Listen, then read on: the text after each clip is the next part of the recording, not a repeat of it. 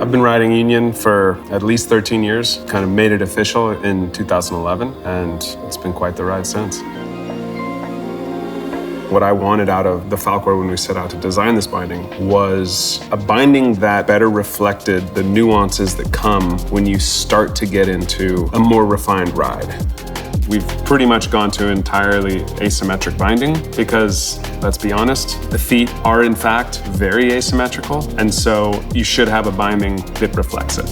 It's kind of counterintuitive, but you need the foot very well secured, yet you still want some mobility. And so the new straps, a soft, flexible hug of the inner strap with the rigid hold of the exterior component of the new ankle strap.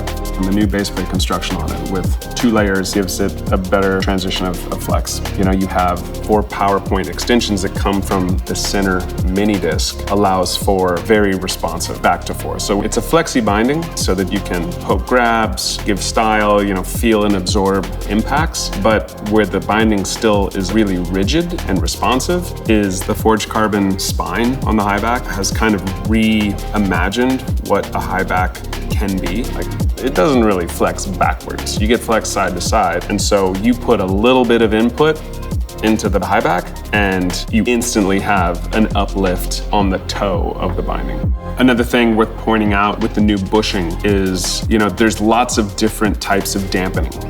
We're chasing something that has a nice damp initial impact, but you still want rebound. We want this thing to stay energetic, where the energy you put into the impact, you can then use it. I think the Falcor has 2 ideal riders. It actually is a really good beginner and intermediate binding because it has flex, because it has forgiveness. And then I think this binding also caters to the veteran because the amount of feedback, the flex profile of it, the extremely featherweight components of how light the binding is, yeah, you want that feeling.